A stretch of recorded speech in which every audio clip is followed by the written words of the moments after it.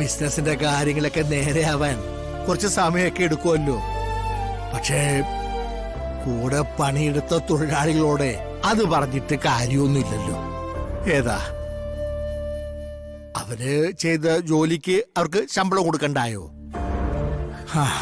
മാത്രമല്ല ഇപ്പോ ഓണമായി. ഇത് നമുക്ക് തൽക്കാലം അവർക്ക് കൊടുക്കാം. രാമകൃഷ്ണേട്ടാ, അത് പിന്നെ എന്തെങ്കിലും ചെയ്യാനുണ്ടായിരുന്നത് വീടിന്റെ പറമ്പിന്റെ കാര്യത്തില. അതിപ്പോ കമ്പനിക്കാരുടെ കസ്റ്റഡിയിലായി പോയില്ലേ. രാമകൃഷ്ണേട്ടാ, ഹരി ടെൻഷനായപ്പോ നമ്മളെല്ലാവരും കൂടി സമാധാനിപ്പിച്ചു. പക്ഷെ ഇനിയും ആവശ്യങ്ങൾ വരികയല്ലേ.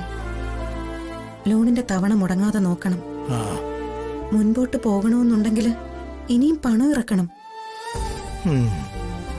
அம்மா என்னம்மா இதெல்லாம் இந்த மாதிரி? ஹரிசார் பிசினஸ் பண்ண போகும்போது பெருசா ஏதோ நடக்க போறேன்னு நான் நினைச்சேன். ஆனா இப்ப வந்து മോനെ ശരവണ, ഹരി നിത്യം വരുമ്പോഴേ അവരോട് ഇക്കാര്യം ചോദിക്കാൻ നിൽക്കണ്ട. ഇല്ലേ, രണ്ടാൾക്ക് നല്ല ടെൻഷനുണ്ട്. തൽക്കാലം ഈ പ്രശ്നം ഒന്ന് തീരട്ടെ. ബാക്കി എന്തും വരുന്നിടത്ത് വെച്ച് കാണാം. அல்ல அந்த கம்பெனிக்காருக்கு வந்து பெரிய ப்ராப்ளம் ஒன்றும் இல்லையே. சாமி அது முன்னாடியே சொல்லியிருக்க இல்லையா?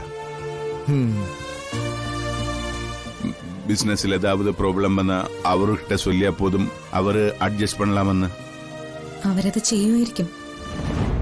പക്ഷെ അപ്പോഴും ഹരി ചോദിച്ചതുപോലെ മുന്നോട്ടുള്ള പോക്കിനെ കുറിച്ച് എനിക്ക് പേടിയുണ്ട്. അല്ല സുജാതെ, നമ്മുടെ തീരുമാനം അത് തെറ്റിപ്പോയോ?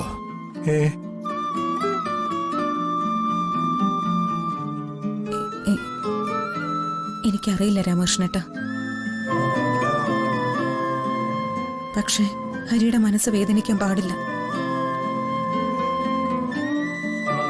വാക്കുകൊണ്ടായാലും പ്രവൃത്തി ഉണ്ടായാലും നമ്മളിപ്പോ അവന്റെ കൂടെ നിൽക്കുകയാണ് വേണ്ടത്.